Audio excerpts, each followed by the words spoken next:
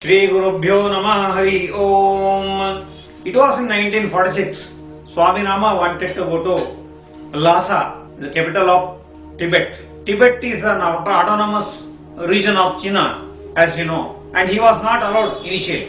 Swami Rama ಅವರಿಗೆ Lassa ಹೋಗಬೇಕು ಅಂತಿತ್ತು. ಲಾಸಾ ಟಿಬೆಟ್ ನ ರಾಜಧಾನಿ. ಅಲ್ಲಿ ಹೋಗಬೇಕು ಅಂದ್ರೆ ಇರೋದು ಎರಡೇ ದಾರಿ. ಟಿಬೆಟ್ ಚೀನಾದ ಪ್ರಾಂತ್ಯದಲ್ಲಿದೆ. ಚೀನಾದ ಒಂದು ಸ್ವತಂತ್ರ ಪ್ರದೇಶ ಅದು, ಆದ್ರೆ ಆಡಳಿತ ಚೀನಾದಿಂದಲೇ ನಡೆಯುತ್ತೆ. ಹಾಗಾಗಿ ಅಲ್ಲಿಗೆ ಭಾರತದಿಂದ ಹೋಗೋದಕ್ಕೆ ಎಲ್ಲ ಸಮಯದಲ್ಲಿ ಅನುಕೂಲ ಆಗೋದಿಲ್ಲ, ಪರ್ಮಿಷನ್ ಕೂಡ ಸಿಗೋದಿಲ್ಲ. ಸ್ಪೆಷಲ್ ಪರ್ಮಿಷನ್ ಬೇಕಾಗೋದಕ್ಕೆ ಅಂತ ಆ ಕಾಲದಲ್ಲೇ ಬೇಕಾಗಿತ್ತು ಅಂತ ಅವ್ರು ಹೇಳ್ತಾರೆ. Then it was British rule in India and more or less there were kingdoms governments were ruling, but it was on behalf of Victoria or British government. British ಅಧಿಕಾರಿಗಳು ಅದನ್ನ ನೋಡ್ತಾ ಇದ್ರು, ಎಲ್ಲ ಆಡಳಿತವನ್ನು ನೋಡ್ತಾ ಇದ್ರು ಇಲ್ಲಿ ಭಾರತದಲ್ಲಿ. ಹಾಗಾಗಿ ಎಲ್ಲಿ ಬ್ರಿಟಿಷರಿಗೆ ವಿರುದ್ಧ ಯಾರಾದ್ರೂ ದಂಗೆ ಹೇಳ್ತಾರಾ, ಯಾರಾದ್ರೂ ಏನಾದ್ರೂ ಕಿಡಿಗಿಡಿತನ ತೋರಿಸ್ತಾರ ಭಾರತೀಯರು ಮೊದಲನೇ ಇಂಟೆಲೆಕ್ಚುವಲ್ಸ್ ಅಂತ ಅವ್ರಿಗೆ ಗೊತ್ತು. ಹಾಗಾಗಿ ತಮ್ಮ ವಿರುದ್ಧ, ತಮ್ಮ ಆಡಳಿತದ ವಿರುದ್ಧ ಏನಾದ್ರೂ ದಂಗೆ ಹೇಳ್ಬೋದು ಅನ್ನೋ ಸಲುವಾಗಿ ಬೇರೆ ಹೊರ ದೇಶಗಳಿಗೆ ಎಲ್ಲಿಗೋ ಅವರಿಗೆ ಹೋಗ್ಲಿಕ್ಕೆ ಅನುಕೂಲ ಮಾಡಿಕೊಡೋದ ನೋಡ್ತಾ ಇದ್ರು, ಹಿಂದೆ ಮುಂದೆ ನೋಡ್ತಾ ಇದ್ರು. ಅದರೊಳಗೂ ಇವರು ಟಿಬೆಟಿಗೆ ಹೋಗ್ತೇನೆ ಅಂದ ತಕ್ಷಣ ಈ ಬ್ರಿಟಿಷ್ ಅಧಿಕಾರಿಗಳು ಇಲ್ಲಿದ್ದವರು ತುಂಬಾ ತಲೆಕೆಡಿಸಿಕೊಂಡಿದ್ರು. ಸ್ವಾಮಿ ರಾಮ ಡಾರ್ಜಿಲಿಂಗ್ ನಲ್ಲಿದ್ರು. He was in Darjeeling giving lectures in public on ಆಧ್ಯಾತ್ಮಿಕ್, ಆನ್ ಆರ್ ಸ್ಪಿರಿಚುವಲ್ ಪತ್. ಇದು ಒಂದು ಆಧ್ಯಾತ್ಮಿಕ ದಾರಿಯ ಬಗ್ಗೆ, ಮಾರ್ಗದ ಬಗ್ಗೆ ಅವರು ಬೇರೆ ಬೇರೆ ಪ್ರವಚನಗಳನ್ನು ನಡೆಸ್ತಾ ಇದ್ರು ಡಾರ್ಜಿಲಿಂಗ್ ನಲ್ಲಿ. ಆಗ ಆ ಬ್ರಿಟಿಷ್ ಅಧಿಕಾರಿ ಏನ್ ತಿಳ್ಕೊಂಡಿದ್ದ ಅಂತಂದ್ರೆ ಅಲ್ಲಿದ್ದವನು, ಇವರು ಇಷ್ಟೆಲ್ಲ ಪಾಪ್ಯುಲರ್ ಆಗಿದ್ದಾರೆ, ಹಾಗಾಗಿ ಇವರೆಲ್ಲಾದ್ರೂ ಅಕಸ್ಮಾತ್ ಇವರಿಗೆ ಟಿಬೆಟ್ಗೆ ಹೋಗೋದಕ್ಕೆ ಅವಕಾಶ ಮಾಡಿಕೊಟ್ರೆ ಇವರು ಏನಾದ್ರೂ ನಮ್ಮ ವಿರುದ್ಧ, ಬ್ರಿಟಿಷ್ ಸರ್ಕಾರದ ವಿರುದ್ಧ ಕೆಲಸ ಮಾಡಬಹುದು ಅಂತನೋ ಒಂದು ಭಾವನೆ ಅವನಿಗಿತ್ತು. ಅವನು ಅಲ್ಲಿ ಹೋಗ್ಲಿಕ್ಕೆ ಕೊಡ್ಲಿಲ್ಲ. ಹಾಗಾಗಿ ಅದ ನಂತರ ಅವರು ಹೇಗೋ ಮಾಡಿಕೊಂಡು ಡಾರ್ಜಿಲಿಂಗ್ ನಿಂದ ಕಲಿಂಪೊಂಗ್ ಎಂಬಂತ ಪ್ರದೇಶಕ್ಕೆ ಹೋದ್ರು. ಕಲಿಂಪೊಂಗ್ ನಿಂದ ಸಿಕ್ಕಿಂನಿಂದ ಪೆಡಾಂಗ್ ನಿಂದ ಮುಂದೆ ಹೀಗೆ ಒಂದು ದಾರಿ ಇದೆ. ಇಲ್ಲಿ ಎರಡು ದಾರಿಗಳು ಬರ್ತವೆ. There are two ways. One is Mana pass, another one is Nintin pass. Both are very difficult passes to tread, but inevitable. There are no other ways to cross over. ಅಲ್ಲಿ ಬೇರೆ ಕಡೆ ಎಲ್ಲೂ ಜಾಗ ಇಲ್ಲ ಆ ಕಡೆ ಅಲ್ಲಿ ಹೊತ್ತು ಹೋಗೋದಕ್ಕೆ. ಯಾಕಂದ್ರೆ it is very high altitude. ಪ್ರಪಂಚದ ಅತ್ಯಂತ ಎತ್ತರದ ಪ್ರದೇಶ ಅಂತ ಕರೆಸ್ಕೊಂಡಿದ್ದ ಜಾಗ Tibet. It is called roof of the world. ಇದು ಪ್ರಪಂಚದ ಮೇಲ್ಚಾವಣಿ ಅಂತ ಕರೆಸ್ಕೊಂಡಿದೆ ಅದು ಐತಿಹಾಸಿಕವಾಗಿ. ಹಾಗಾಗಿ ಅಲ್ಲಿ ಆ ಎತ್ತರದಲ್ಲಿ ಇರುವಂತ ದಾರಿಗಳು ಎರಡೇ. ಭಾರತದ ಗಡಿಯ ಒಳಗಡೆ ಅಂದ್ರೆ ಚೀನಾ ಗಡಿಯ ಹತ್ರ ಇರುವಂತ ಹಳ್ಳಿಗಳು ಮಾನಾ ಮತ್ತು ನಿಂತಿನ್, ಅದೇ ಹೆಸರಲ್ಲಿ ಪಾಸ್ ಅಂತ ಮಾಡಿದ್ದಾರೆ.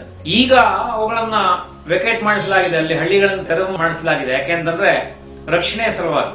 ಒಂದೊಮ್ಮೆ ಏನಾದ್ರೂ ದುರ್ಘಟನೆಗಳು ನಡೆದ್ರೆ, ಗ್ರಾಮಗಳು, ಜನಸಾಮಾನ್ಯರು ನೆಲೆಸಿದ್ರೆ ಏನಾದ್ರೂ ಆಘಾತಕಾರಿ ಸನ್ನಿವೇಶಗಳು ಘಟಿಸಬಹುದು. ಹಾಗಾಗಿ ಬೇಡ, ಅವರನ್ನು ಸುರಕ್ಷಿತ ಸ್ಥಳಗಳಿಗೆ ಸಾಗ ಹಾಕೋಣ ಅಂತ ಭಾರತ ಸರ್ಕಾರ ತೀರ್ಮಾನಿಸಿ ಅವರನ್ನ ಸ್ಥಳಾಂತರಿಸಿದೆ. ಅದೇನೇ ಇರಲಿ, ಅವತ್ತು ಅಲ್ಲೆಲ್ಲ ಹಳ್ಳಿಗಳಿದ್ವು, ಭಾರತದ ಗಡಿಭಾಗದ ಹಳ್ಳಿಗಳಿದ್ವು, ಅಲ್ಲೆಲ್ಲ ಜನವಸತಿ ಇತ್ತು. ಆದರೆ ಈ Swami Rama he started from Darjeeling to Kalimpong ಹೋಗಿ ಅಲ್ಲಿ ಒಂದು ಅವರ ವೇ ಬ್ಯಾಕ್ ತುಂಬಾ ಹಿಂದೆ, ಸುಮಾರು ಇನ್ನೂ ಹೆಚ್ಚು ಕಡಿಮೆ ಒಂದು 10 ವರ್ಷ 15 ವರ್ಷ ಹಿಂದೆನೆ ಕುಂಫು ಕಲಿಸಿದಂತ ಒಬ್ಬರು ಟೀಚರು ಅಲ್ಲಿ ವಸತಿ ಮಾಡ್ಕೊಂಡಿದ್ರು.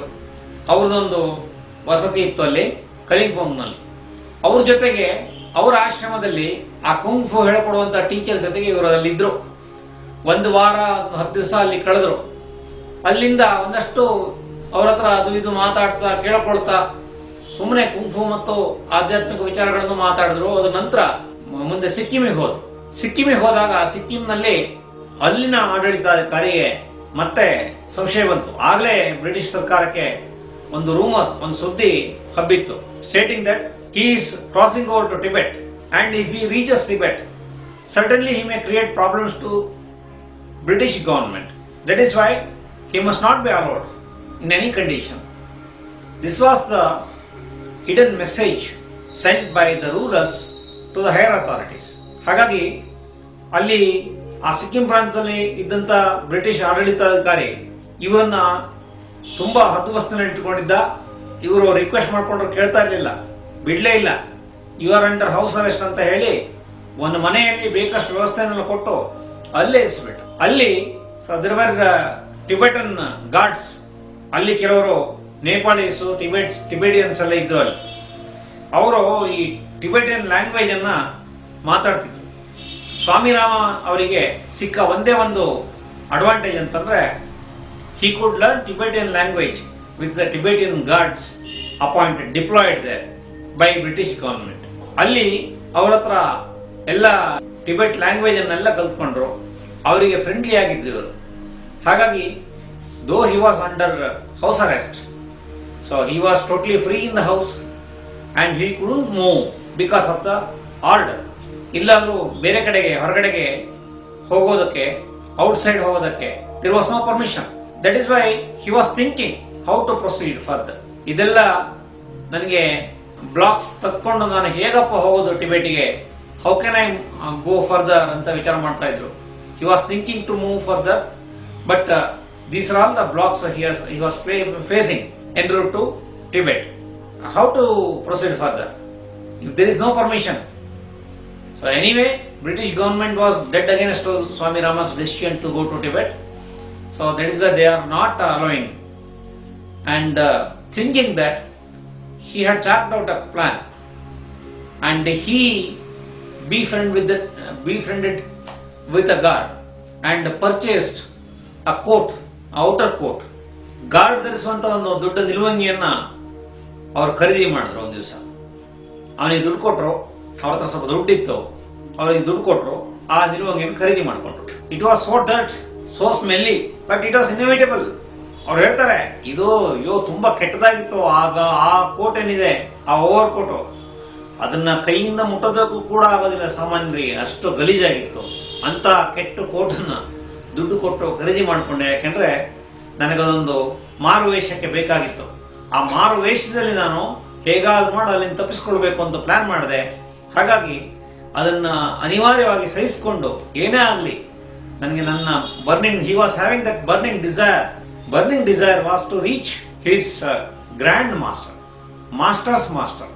He was there in Tibet. Though he was an Indian, he stood in Tibet and teaching, training, practicing advanced meditation path, spiritual path, practice. ಅವರು ಅಲ್ಲಿದ್ದು, ಹಾಗಾಗಿ ಅವರು ಅಲ್ಲಿದ್ರು ಅಂತ ಗೊತ್ತಿತ್ತು. ಅಲ್ಲಿಗೆ ಹೋಗ್ಬೇಕು, ಹೇಗಾದ್ರೂ ಅವರ ಆಶ್ರಮದಲ್ಲಿ ಇದ್ದು ಅಲ್ಲಿ ಕಲಿಬೇಕು. He wanted to learn many things from him, many advanced practices from him. That is why his goal was to reach Grand Master. For that reason, for that sake, he was ready to do anything. So that is the reason he purchased that dirty gown or the overcoat from the guard. ಆಯ್ತು, ಅದನ್ನ ಹಾಕೊಂಡಿದ್ದಾಯ್ತು. ಒಂದು ದಿವಸ ರಾತ್ರಿ, ಈಗ ಹೆಚ್ಚಾಗಿ ಗಾರ್ಡ್ಗಳು ಅವರಿಗೆಲ್ಲ weakness ಇರುತ್ತೆ, ಅವನಿಗೊಂದು ವೀಕ್ನೆಸ್ ಇತ್ತು, ಅವರಿಗೆಲ್ಲ ವೀಕ್ನೆಸ್ ಇದ್ದೇ ಇರುತ್ತಲ್ಲ ಸಾಮಾನ್ಯವಾಗಿ, ಗಾರ್ಡ್ಸ್ಗೆಲ್ಲ ಬಹುತೇಕರಿಗೆ ಇದ್ದೇ ಇರುತ್ತೆ. ಅದು ಇಡೀ ಗೊತ್ತಾಯ್ತು. ಅವನಿಗನ್ನು ತೊಂದರೆ. ಅವನಿಗೆ ರಾತ್ರಿ ಹೊತ್ತಿನಲ್ಲಿ ಅವನು ಕುಡಿತಾ ಇದ್ದ. ಕುಡಿದ ಅಮಲ್ನಲ್ಲಿ ಅವನಿಗೆ ಏನ್ ಮಾಡ್ತಾನೆ ಅಂತ ಗೊತ್ತಾಗ್ತಾ ಇರ್ಲಿಲ್ಲ. ಅಮಲ್ನಲ್ಲಿ ಅವನಿಗೆ ಕೆಲವೊಮ್ಮೆ ನಿದ್ದೆನೂ ಬಂದ್ಬಿಡ್ತಾ ಇತ್ತೇನೋ. ಹಾಗೆ ಸುಮಾರು 11:30 ಅಂತೆ, ಜುಲೈ 15 ಅಂತೆ ಅದು. ಅವ್ರು ಹೇಳ್ತಾರೆ, it was on July 15th, nearing mid night, around 11:30 he started moving out, wearing that overcoat, dirty overcoat purchased from the same guard. And he was a drunkard and he was fully tight. In the sense he drank and he fell down. So suddenly he was sleeping. At that time, seeing the situation, he moved out. And before moving, he had placed a chit stating that he is moving to Delhi, just to misguide the authorities there. So that did not disturb his conscience. Why? Because he was having a goal to be achieved. They would not allow him otherwise. That is why ultimately he took this decision inevitably. So ಅವರು ಹಾಗೆ ಆ ಗಾರ್ಡ್ಗೆ ಕುಡಿತದಲ್ಲಿ ಅವನಲ್ಲಿ ಮಲಗಿದ್ದಾಗ he moved over and he went towards the last checkpoint. ಅಲ್ಲಿಂದ 3 ದಿವಸ ಅಲ್ಲಿಂದ ರಾತ್ರಿ ಹೊರಟವರು ಎಲ್ಲೆಲ್ಲೋ ಹೇಗೋ ಪರ್ವತ ಪ್ರದೇಶಗಳಲ್ಲಿ ಸಾಗಿ ಹೈಡ್ ಅಂಡ್ ಸೀಕ್ ಮಾಡ್ಕೊಳ್ತಾ ಹೋದ್ರು ಅವರು. So he had traversed all the nook and corners like that, so in the terrains of Himalayan that region, and reached the last check post after 3 days. 3 ದಿವಸದ ನಂತರ ಭಾರತದ ಕೊನೆಯ ಗಡಿಯ ಭಾಗದ ಚೆಕ್ ಪೋಸ್ಟ್ ಅನ್ನ ಅವರು ರೀಚ್ ಆಗ್ತಾರೆ. ಅಲ್ಲಿ there were Gurkhas, Nepalis deployed for watching that check post. ಅಲ್ಲಿ ಆ ಬಾರ್ಡರ್ ಚೆಕ್ ಮಾಡೋದಕ್ಕೆ ನೇಪಾಳಿ ಗೂರ್ಖಾರನ್ನ, ಯಾಕೆಂದ್ರೆ ಅಲ್ಲಿ ಎಲ್ಲ ಆ ಪರ್ವತ ಪ್ರಾಂತದ ವಾತಾವರಣಕ್ಕೆ ಹೊಂದ್ಕೊಂಡಿರುವಂತಹ ಜನಗಳಾಗಬೇಕಾಗುತ್ತೆ. ಒಂದೇ ಟಿಬೆಟಿಯನ್ಸ್ ಅಥವಾ ನೇಪಾಳೀಸ್ ಆಗಬೇಕಾಗುತ್ತೆ, ಬೇರೆ ಯಾರು ಅಲ್ಲಿ ಇರೋಕ್ಕಾಗೋದಿಲ್ಲ. ಹಾಗಾಗಿ so there were Gurkhas. Swami Rama talked to them in Nepalese language because he knew that, he was knowing it. That is why so he had talked to them, befriended with them. Then slowly he was also talking in Tibetan language, mixed language. That is why they thought he must be a Tibetan. ಅವರಿಗೆ ಇವ್ರ ಮುಖ, ಇವ್ರ ಆಕಾರ ನೋಡಿ ಸ್ವಲ್ಪ Tibetan ಹೋಗಕ್ಕೆ ಸ್ವಾಮಿ ರಾಮ ಅವರಿಗೆ ಇರೋದ್ರಿಂದ ಇವರು ಟಿಬೆಟಿಯನ್ ಇರಬೇಕು ಅಂತ ತಿಳ್ಕೊಂಡ್ರು. ಇವರು ನಾ ಟಿಬೆಟೋ ಕಡೆ ಹೋಗ್ಬೇಕು ಅಂತ ತುಂಬಾ ಬೇರೆ ಬೇರೆ ಕಾರಣಗಳನ್ನೇನು ಹೇಳಿದ್ರು. ಹಾಗಾಗಿ so one day they allowed him, so he started again from there. ಅಲ್ಲಿಂದ ಹೊರಟುಬಿಟ್ರು. ಅಲ್ಲಿಂದ ಹೊರಟು ಮುಂದೆ ಪೆಡಾಂಗ್ ಕಡೆಗೆ ಹೋದ್ರು. ಆ ಪೆಡಾಂಗ್ ಕಡೆಗೆ ಹೋದಾಗ ಅಲ್ಲಿ ಹೇಳ್ತಾರೆ, ಅಲ್ಲೆಲ್ಲ ದಾರಿಲಿ ಅವರಿಗೆ ಭಾರಿ ಕಷ್ಟ ಆಯ್ತು. It's was very difficult. Sometimes he couldn't get even food, water and no proper shelter. Shelter in the sense what, ಯಾವ್ದೊಂದು ಮಾನೆಸ್ಟ್ರಿ ಆಗ್ಲಿ, ಒಂದು ಆಶ್ರಮ ಆಗ್ಲಿ, ತುಂಬಾ ಕಷ್ಟ ಇತ್ತು ಸಿಗೋದು. ಎಷ್ಟೋ ದೂರ ಹೋದ್ಮೇಲೆ ಅಂತೂ ಒಂದು ಗ್ರಾಮಕ್ಕೆ ತಲುಪಿದ್ರು ಅವರಲ್ಲಿ. ಹಾಗೆ ತಲುಪಿದ ಮೇಲೆ ಅವರಿಗೆ ಸಿಗೋ ಎಲ್ಲೇ ನೋಡಿದ್ರು ಕೂಡ ಅವರಿಗೆ ಎಲ್ಲೂ ಕೂಡ ವೆಜಿಟೇರಿಯನ್ ಫುಡ್ ಇಲ್ಲ. There is no vegetable at all, either meat or fish. On that high altitude they were eating only meats and fishes. ಆತರ ಅವರಿಗೆ ಮಾಂಸಾಹಾರ ಬಿಟ್ಟು, ನಾನ್ ವೆಜಿಟೇರಿಯನ್ ಫುಡ್ ಬಿಟ್ಟು, they were not knowing other foods. But seasonal vegetables were there, they were not available on time. ಅವರಿಗೆ ಕೇಳಿ ತರಿಸಬೇಕಾಗ್ತಿತ್ತು. ಆದ್ರೂ ಕೂಡ he was requesting them to give some vegetables to eat.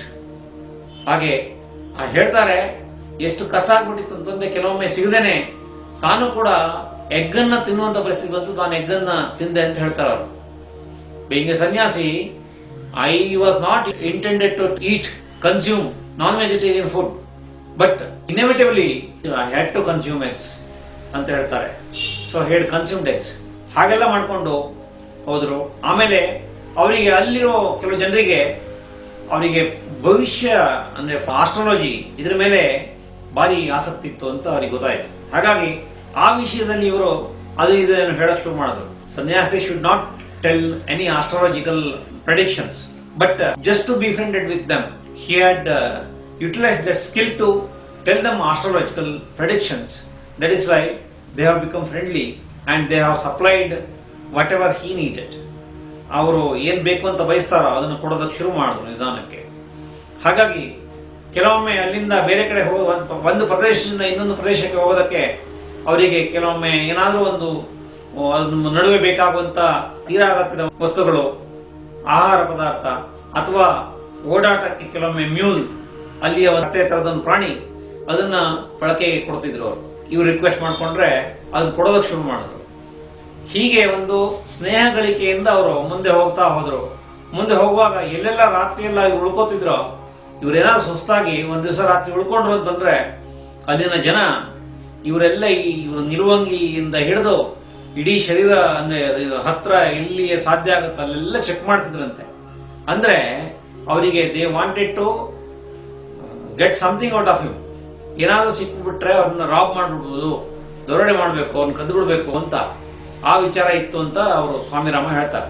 ಅಲ್ಲಿನ ಜನ ಪಕ್ಕ ಕಳ್ಳರು ಅವ್ರು ಹಾಗೆ ಮಾಡ್ತಾ ಇದ್ರು, ಆ ಉದ್ದೇಶದಿಂದ ಹುಡುಕ್ತಾ ಇದ್ರು ಅಂತ. ಸ್ವಾಮಿ ರಾಮ ಅವ್ರ ಒಂದು 2,000 ರೂಪಾಯಿ ಇತ್ತು ಆಗ. he was having 2,000 rupees in stock, but he kept it in his stockings in the leg, tied to the stockings inside, not visible from outside. Though he was having some amount, he couldn't show it. Why? Because they were all looking like robbers. almost, so for money they could do anything. That is why he didn't show anything and he pretended to not to have or not possessing anything. ಏನೂ ಇಲ್ಲ ತನ್ನ ಹತ್ರ ಅಂತ. ಸನ್ಯಾಸಿ ಹತ್ರ ಏನೂ ಇರೋದಿಲ್ಲ ಸ್ವಾಭಾವಿಕವಾಗಿ.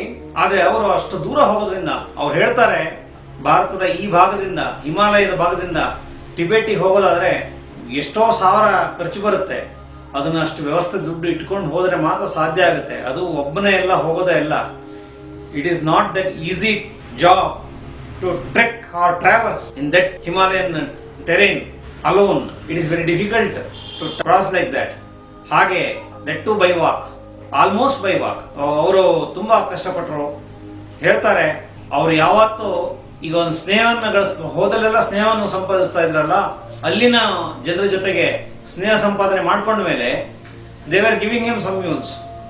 When he befriended with them, they started giving him whatever he needed and he would traverse from one place to another place, one cave to another cave monasteries. Usually he would go to from one cave to another cave or one monastery to another monastery because he is a sannyasi. He wanted to stay with only sannyasis or monks. In Tibet they are treated as monks, so he would stay with monks always. Though it is spiritual, their traditions are different, so it was immaterial for them. It was immaterial for him either. So that is why he used to stay with them and have food, discuss some spiritual topics, and next he would go further. So ಆತರ ಒಂದ್ ದಿವಸ ಎಲ್ಲರೂ ರಾತ್ರಿ ಇರ್ತಾ ಇದ್ರು, ಮತ್ತೆ ಮುಂದೆ ಹೋಗ್ತಾ ಇದ್ರು.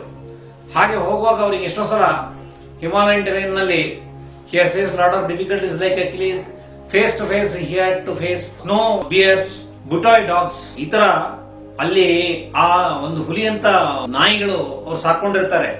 ಅವೆಲ್ಲ ಅಟ್ಟಿಸ್ಕೊಂಡ್ ಬಂದ್ರೆ ಅದು ನಿಭಾಯಿಸೋದು ಕಷ್ಟ ಅಂತ ಸ್ವಾಮಿ ರಾಮ ಹೇಳ್ತಾರೆ. Such type of dogs he was facing, and though it was difficulty, he could go exceeding all these barriers. Why? Because his burning desire was to meet his Grand Master. That was the only condition, that was the only goal, only target. To reach, he had done so many things, so many sacrifices. So ಅವರು ಅದ್ರ ಸಲುವಾಗಿ ಯಾವ ತ್ಯಾಗಕ್ಕೂ ಕೂಡ ready ಇದ್ರು. ಜೀವಮಾನದಲ್ಲಿ ತಾನು ಏನಾದ್ರೂ ಒಂದು ಸಾಧನೆ ಮಾಡಬೇಕು ಅಂತಂದ್ರೆ ಫಸ್ಟ್ ತನ್ನ ಗ್ರ್ಯಾಂಡ್ ಮಾಸ್ಟರ್ ಮೀಟ್ ಮಾಡಬೇಕು. ಅವರ ಪರಮ ಗುರುಗಳನ್ನು ಮೀಟ್ ಮಾಡಿ ಅವ್ರ ಹತ್ರ ಅಡ್ವಾನ್ಸ್ ಲೆವೆಲ್ ನಲ್ಲಿ ತಾನು ಕಲಿಬೇಕು. ಅವ್ರು ಏನ್ ಮಾಡ್ತಾರೆ, ಅವರು ತುಂಬಾ ಸ್ಪಿರಿಚುವಲಿ ಎಲಿವೇಟೆಡ್ ಪರ್ಸನ್, ಅವರು ಬಾರಿ ಅಡ್ವಾನ್ಸ್ ಲೆವೆಲ್ ಅಲ್ಲಿ ಇದ್ರು ಅಂತ ಕೇಳಿದ್ರು. ಹಾಗಾಗಿ ನನ್ನ ಗುರುವೇ ಅಡ್ವಾನ್ಸ್ ಲೆವೆಲ್ ಅಲ್ಲಿ ಇದ್ದಾರೆ, ಅವರಿಗಿಂತ ಅಡ್ವಾನ್ಸ್ ಲೆವೆಲ್ ಅಂತಂದ್ರೆ ಅವರು most probably like godly man. So I have to meet him ಅಂತ he had decided and he went out. So for that reason he had to sacrifice many things, and he had done that without having any comforts. He went all alone. Remaining part of this I will discuss tomorrow. I will tell you tomorrow. ಈ ಉಳಿದ ಭಾಗವನ್ನ ಮುಂದಿನ ಕಂತಲ್ಲಿ ತಮಗೆ ಹೇಳ್ತೇನೆ. ಧನ್ಯವಾದಗಳು. ನಮಸ್ಕಾರ.